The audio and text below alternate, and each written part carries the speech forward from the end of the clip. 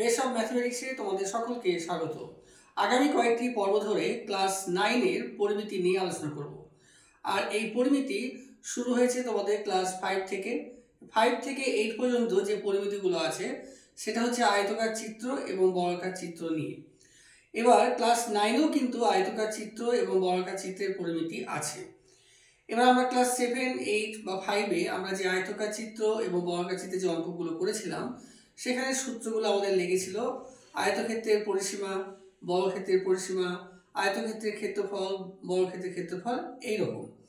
কিন্তু তোমরা যখন ক্লাস 9-এ উঠবে তখন একটি নতুন সূত্র আসছে।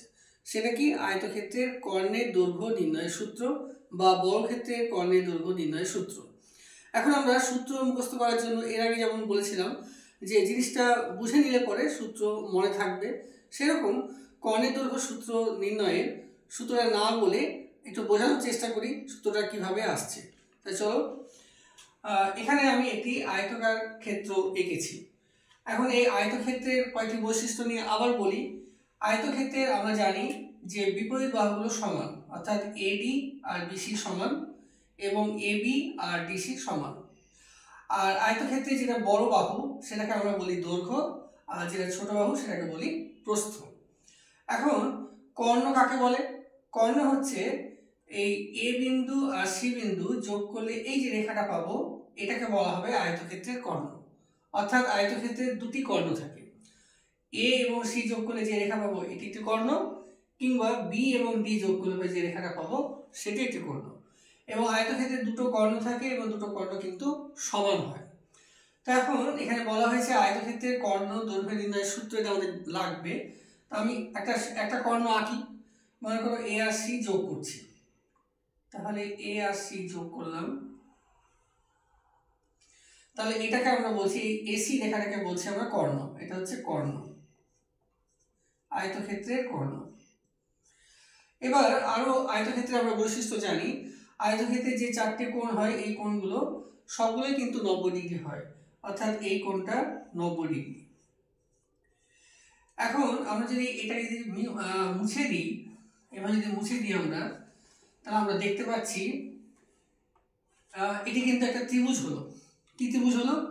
এ বি সি ত্রিভুজ হলো, যে ত্রিভুজের একটি কোণ 90 ডিগ্রি। তাহলে এই ত্রিভুজটা হলো সমকোণী ত্রিভুজ। এখন এই সমকোণী ত্রিভুজের এই নিচের বাহুটাকে আমরা বলি ভূমি, এটাকে বলি ভূমি, আর এটা হচ্ছে লম্ব। আর এই কর্ণ অর্থাৎ এই এসি বাহুটা যেটা ত্রিভুজের ক্ষেত্রে, এটার নাম আমরা জানি অতিভুজ।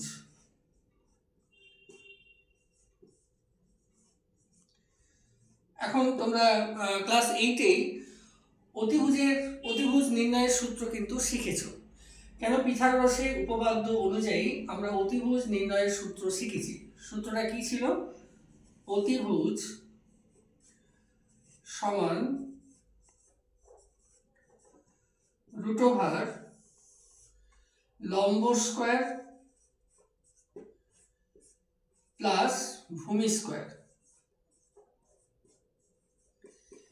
এটি পিথাগোরাসের উপপাদ্য অনুযায়ী যে সূত্রটি, এটা কিন্তু ক্লাস 8-এ আলোচনা করা হয়েছে। তো এখন লক্ষ্য করো, এখানে এই অতিভুজ মানেই তো কর্ণ, তাহলে আমরা এই অতিভুজকে আমরা কর্ণ বলে দিতে পারি, অর্থাৎ আয়তক্ষেত্রের কর্ণ।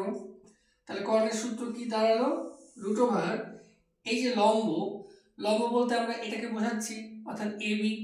এখন এবি রেখাটা এই আয়তক্ষেত্রের কি? প্রস্থ। এটা হচ্ছে প্রস্থ, লম্ব বলা মানে প্রস্থ। আর এই ভূমিটা এই আয়তক্ষেত্রের ক্ষেত্রে এটা হচ্ছে দৈর্ঘ্য।